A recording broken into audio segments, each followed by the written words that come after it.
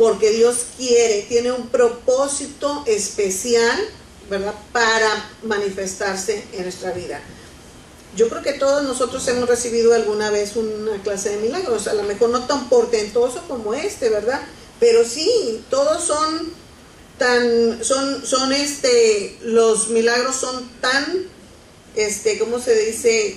No lo podemos entender. No podemos entender por qué, ¿verdad?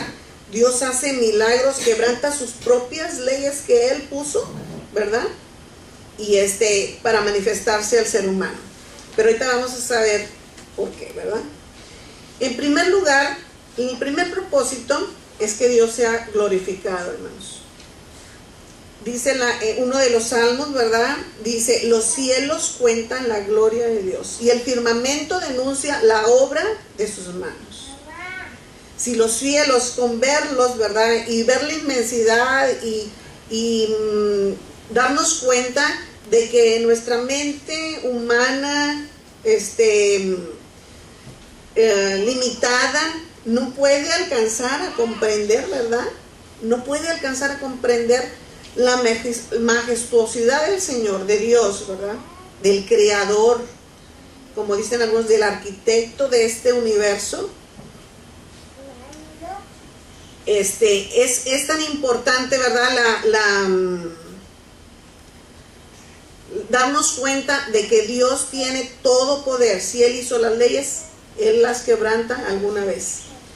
El problema es que nosotros a veces no nos damos cuenta cuáles son los propósitos de que Dios hace estos milagros. Y entonces el primero de esto es que Dios sea glorificado. Si el universo, y dice ahí, ¿verdad?, que también en el Salmo dice, y las aves y todos glorifican a Dios y le dan honra y gloria. A veces el ser humano es el último, ¿verdad?, en hacer esto. El propósito de un milagro como este es que Dios sea glorificado, que los seres humanos y la creación toda alabemos su nombre, lo levantemos, lo glorifiquemos, como lo hicimos hace rato con los cantos, ¿verdad? Cuando estamos en los cantos, bien entregados en los cantos, estamos glorificando el nombre del Señor. Y nos olvidamos de nosotros mismos y ponemos nuestra mirada en nuestro Creador, en nuestro Hacedor y en nuestro Salvador.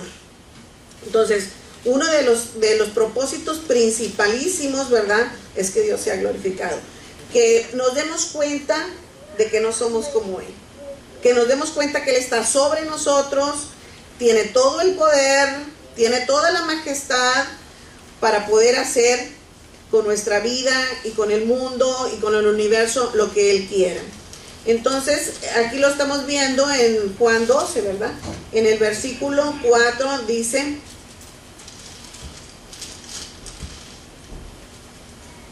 esta enfermedad no es para muerte, les dijo Jesús. Dice, porque los discípulos están diciendo, oye, te hablan, ¿verdad? Dice, esta enfermedad no es para muerte, sino para la gloria de Dios, para que el Hijo de Dios sea glorificado por ella. Entonces, fíjense lo que dice aquí, porque si hay enfermedad que es para muerte, ¿verdad? Porque algún día vamos a morir y tenemos que pasar por esa etapa, ¿verdad? Tenemos que llegar a la muerte, es lo más seguro, que un día llegaremos a morir.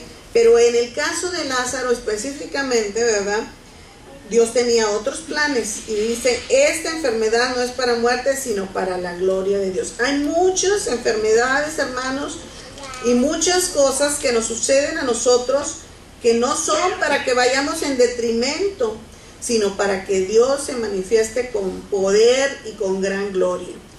Entonces, en el caso de Lázaro, así fue. El segundo,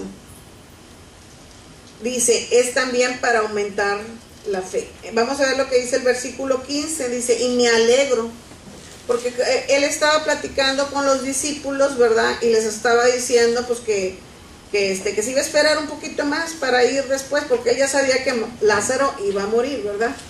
Y entonces le dice, es que nuestro amigo Lázaro duerme. Y la Biblia habla, ¿verdad?, que la muerte física no es como nosotros creemos o a veces creemos, ¿verdad?, que termina aquí, ¿verdad? Todo termina aquí. Sino que nos está diciendo que hay otra otra dimensión, otra etapa en la cual vamos a seguir. Por eso dice, Lázaro duerme, ¿verdad? Y entonces ellos le dicen, ellos pensaban que estaba hablando, los discípulos todavía no entendían, ¿verdad?, qué es lo que Jesús iba a hacer. Y entonces él tuvo que hablarles claramente y les dijo, Lázaro ya ha muerto. Y dice, fíjense lo que les dice, y me alegro. A sus discípulos estaba diciendo, sus discípulos ya habían visto muchos milagros de Jesús. Ya habíamos visto aquí pues 6 milagros antes en el Evangelio según San Juan, ¿verdad? Entonces todos ellos eran tan allegados a Jesús, ¿verdad?, que estaban participando, estaban viendo, estaban escuchando, estaban palpando con sus manos todos los milagros de Jesús, ¿verdad? Y le dice, y me alegro por vosotros de no haber estado ahí para que creáis.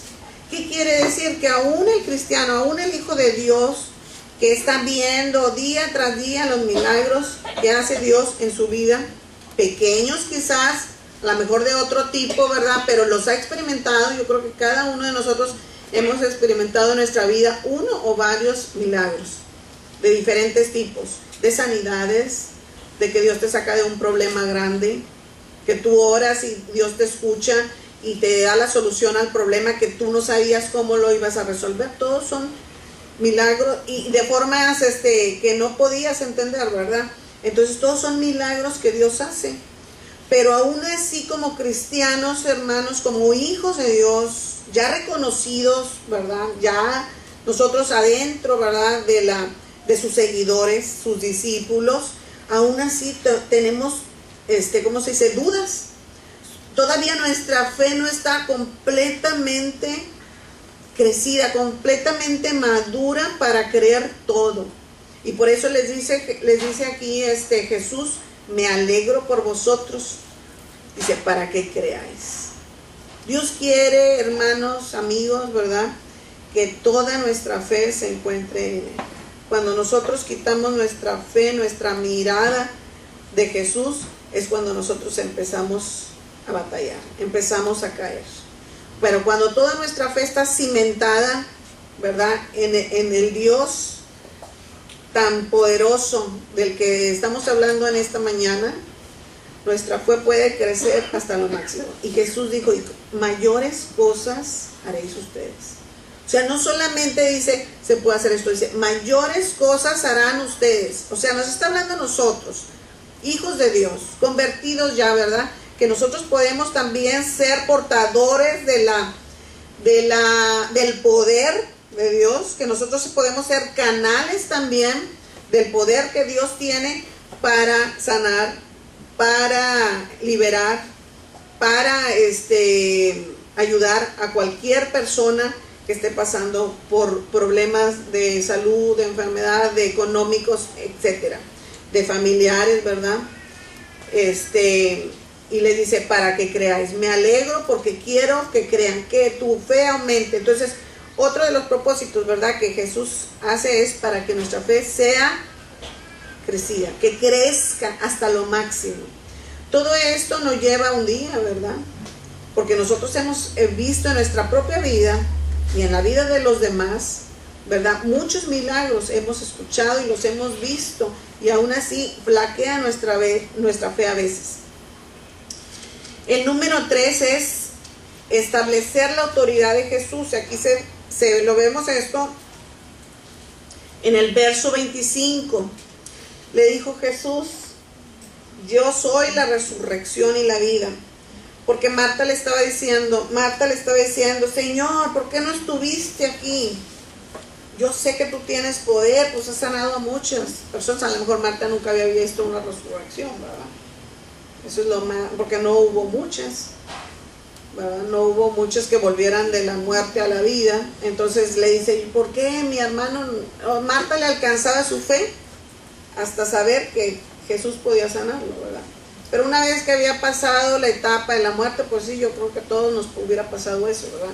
Y que ya estuviera 4 días muerto la persona, pues no nos alcanzaría la fe para creer, ¿verdad?, que Jesús tiene el poder, porque Jesús es Dios. Amén. Aquí es lo que quiere establecer en ¿verdad?, propósito, establecer que Jesús es Dios.